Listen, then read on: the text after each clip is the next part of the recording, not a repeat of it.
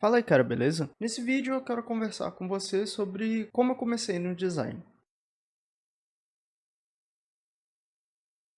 Quando eu comecei, na realidade nem estava planejando em ser de fato um designer, né? Trabalhar com as áreas do design. Eu comecei no design porque eu queria utilizar esse conhecimento em jogos digitais. Então, o meu objetivo era, na verdade, aprender design para usar em jogos. Só que quando eu comecei a aprender sobre design, eu comecei a perceber que eu podia fazer muito mais do que trabalhar só com jogos. Então, foi pro lado que eu fui, né? Eu parei de fazer jogos e fui para trabalhar realmente com design, com as áreas do design.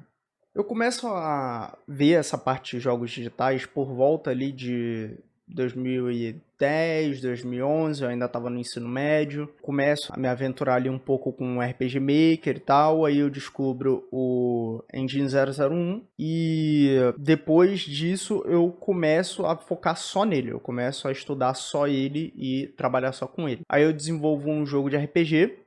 Esse jogo de RPG eu precisava de pessoas para me ajudar com outras partes dele, porque apesar de eu ter construído uma história bacana e ter feito também uma interface razoável para ele, eu não tinha habilidade de programação, de mapeamento, essas coisas que precisava para o jogo ficar redondinho, bonitinho. Então eu conheci algumas pessoas que me ajudaram nesse caminho.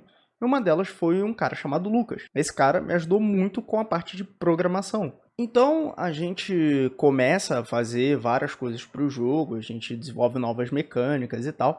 E eu percebi o seguinte, eu desempenhava muito melhor e eu conseguia entregar coisas muito melhores quando eu estava olhando para essa parte do design e da interface, ou quando eu estava desenhando alguma coisa da história.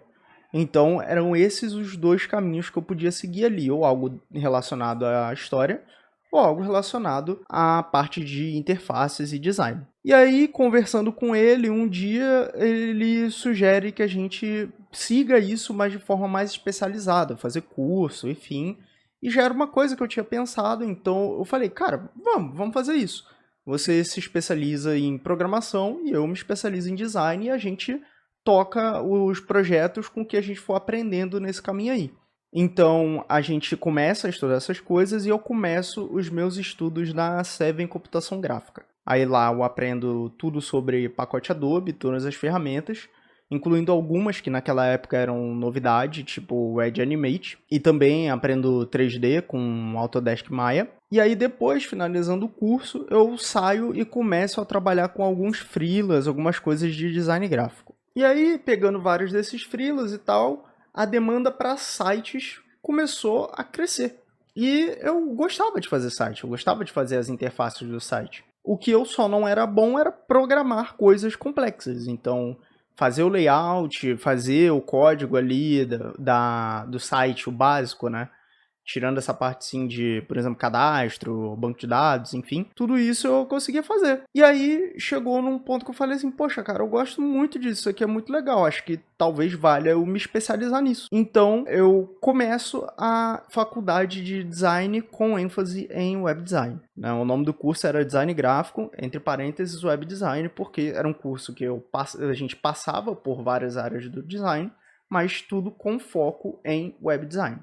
Nesse curso eu vejo algumas coisas e tal, já estava na minha primeira experiência, que era trabalhando com um editor de código, que foi ideia desse Lucas. Então a gente já estava ali trabalhando, já estava ganhando um salário. Esse projeto ele acaba não seguindo, e aí eu começo em outra coisa, que aí já era uma fintech, que queria fazer ali um banco para a população negra e tal, tinha todo um aspecto social no trabalho, então eu curti a proposta quando foi apresentado para mim e eu falei, pô, tô dentro, vambora. E aí comecei a trabalhar ali dentro e ali dentro eu já estava trabalhando com a mentalidade de entender o que era UX design. E nessa experiência eu já começo a desenvolver as habilidades de web design e de UX design na prática, porque eu já estava vendo isso na faculdade. Inclusive, uma das pessoas que falou bastante disso nas aulas e tal foi o professor Diogo Duarte, que já tem até entrevista aqui no canal com ele. E ele falava bastante sobre esse negócio de experiência do usuário e tal, que quando a gente fosse desenhar um site, por exemplo, alguma coisa a gente não podia só fazer qualquer coisa, a gente tinha que entender nosso usuário, as telas, a gente tinha que desenhar sempre com base em dados, com base em coisas que a gente sabe que o usuário vai gostar. Então, sempre foi algo que foi direcionado para esse caminho da experiência do usuário, né? O curso inteiro ele sempre teve esse direcionamento da experiência do usuário. Então, eu já entro nessa experiência pensando nisso. Então, vamos desenvolver um site que seja bacana, que seja legal para isso. Vamos desenvolver um aplicativo bacana, com experiência legal, com visual legal, com a proposta de valor bem clara para os usuários. E começo a trabalhar nisso ali por volta de 2019, começo de 2019, e em 2020 eu acabo saindo desse projeto. E aí, final de 2020, eu entro em outra empresa, nesse caso é a Terra, que estava sendo terceirizada ali da Globo. Então, através da Terra, eu estava trabalhando na Globo. E lá dentro eu tive ainda mais oportunidade de colocar esses conhecimentos de UX em prática, inclusive de me especializar mais, de fazer mais cursos, mais coisas, para me tornar uma pessoa com ainda mais conhecimento nessa parte de experiência do usuário.